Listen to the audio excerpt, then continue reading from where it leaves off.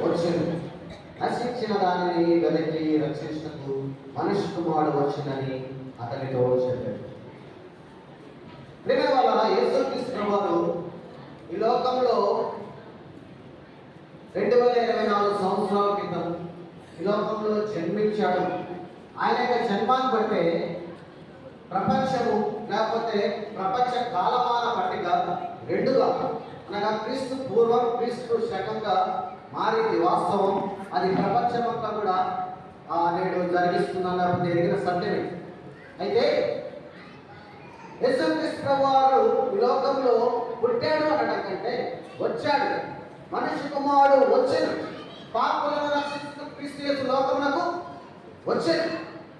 ఎందుకంటే దేవుడు ఆది అంతము లేనివాడు. ఆయన మానవ రూపుడిగా వచ్చాడు. ఎందుకు వచ్చాడు అంటే దేవుని వల్ల నశించిన దానిని వెదకి రక్షించడానికి వచ్చాడు.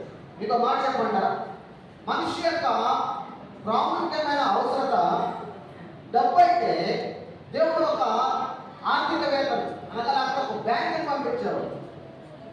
మనిషి యొక్క ప్రాముఖ్యమైన అవసరత ఒకవేళ చదువు అయితే ఒక మంచి ఎడ్యుకేటర్ అనగా ఒక విద్యావేత్తను పంపించేవాడు. మనిషి యొక్క ప్రాముఖ్యమైన అవసరత ఒకవేళ ఆనందం, ఎంటర్టైన్మెంట్ అంటారు ఇంగ్లీష్లో, అనగా లోక సంబంధం ఆనందం అయితే ఒక ఎంటర్టైన్మెంట్ ఇచ్చారు, ఒక వినోదం పంచేవాడిని పంపించేవాడు. వినండి, మనిషి యొక్క ప్రాముఖ్యమైన అవసరత డబ్బు కాదు. అమ్మా నవ్వే చూడాలి. ఎవరైనా మాట్లాడుతుంటే చెప్పాను కదా, ఇది తెలుసు మాట్లాడుకొస్తాను. మిగతా పాస్టర్లు అర్థాలు కొంచెం మాట్లాడుతుంటే చెప్పలేదు, నా బలహీనత. మాట్లాడుతుంటే మనిషి యొక్క ప్రాముఖ్యమైన అవసరత డబ్బు అయితే డబ్బు కాదు. మనిషి యొక్క ప్రాముఖ్యమైన అవసరత వినోదం కాదు. మనిషి యొక్క ప్రాముఖ్యమైన అవసరత చదువు కాదు. అవి అవసరమే, కానీ మనిషి యొక్క ప్రాముఖ్యమైన అవసరత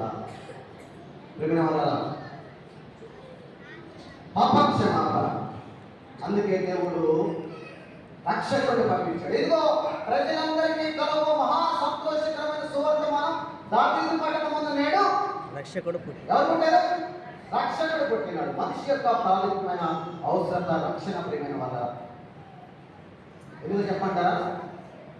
మనిషి నశించి మరి నరకానికి పాత్రుడైనట్టుగా, ప్రతి ఒక్క మానవుడు నరకానికి పాత్రుడైనట్టుగా ఆ నరకంలో నుంచి ప్రియమైన వాళ్ళ యేసుక్రీస్తు ప్రభువారు బయటికి తీసుకురాగలిగిన ఒకే ఒక్క వ్యక్తి. ఆయన ద్వారా నిత్యానందం, ఆయన ద్వారా నిత్య జీవం, ఆయన ద్వారా నిత్య సంతోషం అనుగ్రహించబడుతున్నది. అందుకే రక్షకుడిని ప్రభువైన యేసుక్రీస్తు ప్రభువారుగా ఈ లోకానికి వచ్చాడు. ప్రేమ వల్ల మనిషి యొక్క ప్రాముఖ్యమైన అవసరత రక్షణని మీకు జ్ఞాపకం చేస్తా ఉన్నాను. అయితే మనం గమనించినప్పుడు ప్రేమ వల్ల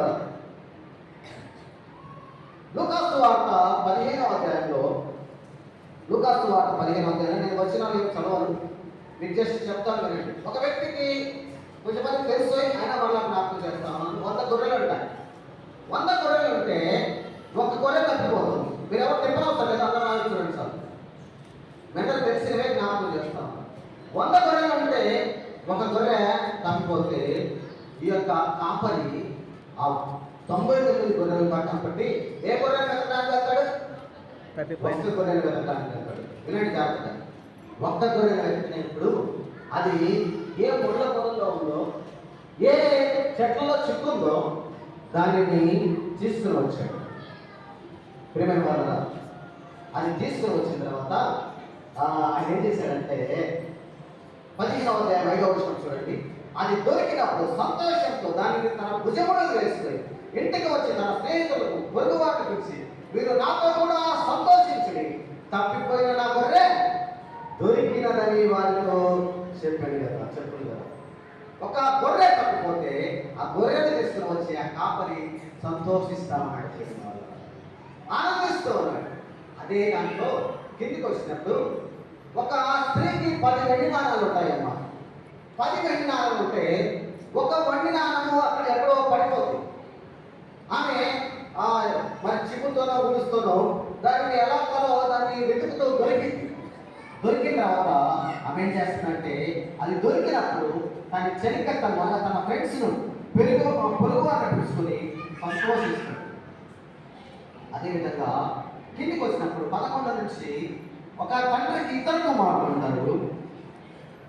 చిన్న కుమారుడు తనకు రావాల్సిన ఆస్తి భాగాన్ని తీసుకొని తనకు రావాల్సిన ఆ యొక్క ఆస్తి పంపకంలో తనకు రావాల్సిన భాగాన్ని తీసుకొని దూర దేశం వెళ్ళిపోతాడు. డబ్బులు సమృద్ధిగా ఉన్నాయి. డబ్బులు రాగానే చుట్టూ కూడా జనాలు చేయాలి. బెల్లం చుట్టూ ఏదో చేసినట్టుగా ఫ్రెండ్స్ చేయాలి.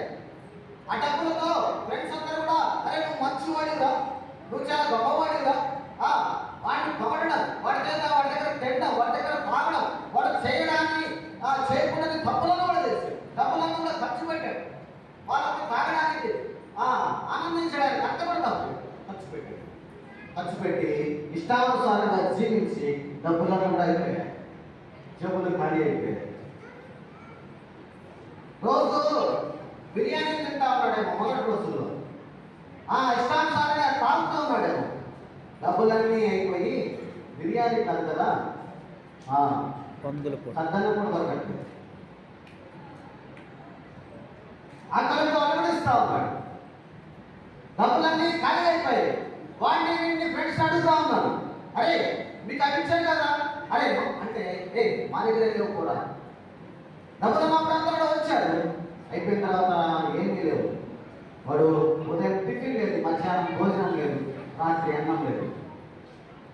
ప్రేమ వల్ల తినడానికి ఆహారం లేక పందులు తినే పొట్టుతో తన కడుపు నింపుకోవడానికి ఆశపడ్డాడు. అది కూడా పడలేదు. మన యొక్క స్థితి బహు భయంకరంగా మారిపోయింది. ప్రేమ వల్ల తినడానికి ఆహారం లేని పరిస్థితుల్లో బట్టలన్నీ కూడా మాసిపోయాయి. జుట్టంతా పెరిగిపోయి మాసిపోయింది. తినడానికి ఏది కూడా లేని స్థితిలో అప్పుడు బుద్ధి వచ్చింది. తండ్రి జ్ఞాపకం వచ్చాడు. తండ్రి దగ్గరికి వెళ్దామని నిర్ణయం తీసుకున్నాడు. తండ్రి స్వీకరిస్తాడో లేదు. తండ్రి దగ్గర అనేక మంది పని వాళ్ళకు కావాల్సిన సమృద్ధైన ఆహారం ఉంది. నేనైతే ఆయన కుమారుడు నేను పందులు తినే పొట్టు కూడా అల్లాడిపోతాను అని చెప్పేసి బాధపడిపోతాను. సరే స్వీకరించాడో లేదో అని చెప్పేసి నిర్ణయం తీసుకొని బుద్ధి వచ్చి తండ్రి దగ్గరికి వెళ్దామని వెళ్తాము. తండ్రి కోటలో ఉన్నాడు. దూరం నుంచి చూశాడు. కుమారుడు లాగా ఉన్నాడే అని చెప్పేసి అనుకున్నాడు. బహుశా విధంగా అరే నా కుమారుడేమో అని చెప్పేసి ఒక పనివాడిని పంపించాడేమో. అవును సార్ నీ కొడుకే అనగానే పెద్దవాడేమో వృద్ధుడేమో తెలియదు. వెళ్ళాడు, పరిగెత్తాడు. దగ్గరికి వెళ్ళాడు. చూస్తే కుమారుడు చిక్కిపోయాడు. బట్టలంతా మాసిపోయాడు. తలంతా మాసిపోయాడు. చుట్టూ పెరిగిపోయాడు. రే నువ్వు వెళ్ళి ముందు వెళ్ళి స్నానం చేసిరా, అన్నం తినరా అన్నాడా? ఎట్లా ఉన్నాడు, ఎలా ఉన్నాడు అలానే కౌగిలిస్తున్నాడు, హత్తుకున్నాడు, ముద్దు పెట్టుకున్నాడు. ఇదిగో నా కుమారుడు తగ్గిపోయి తిరిగి వచ్చాడు, చనిపోయి మళ్ళా బతికాడు, రండి విందు చేయండి, సంతోషించండి, ప్రశస్త వస్త్రాన్ని తీసుకురండి, ఉంగరాన్ని తీసుకురండి, ఇదిగో మన యొక్క రాజ్యంలో విందు చేయించండి. చెప్పమంటారా? నశించిన దానిని వెదకి రక్షించడానికి మనిషి కుమారుడు మీకు మాట చెప్పుకుంటారా? క్రిస్మస్ అనగానే కొత్త బట్టలు కొట్టుకుంటాం, మంచిదే. పిండి వంటలు చేసుకుంటాం, ముందు తర్వాత పర్లేదు. స్టార్లు, ట్రీస్, డెకరేషన్ ఓకే, ఇవన్నీ కూడా చేస్తా ఉన్నాం. దేవుని వల్ల నువ్వు నశించిపోయే స్థితిలో నుంచి నిజమైన ఆనందాన్ని పొందుతున్నావు. మహా సంతోషకరమైన సంతోషాన్ని పొందుతున్నావా?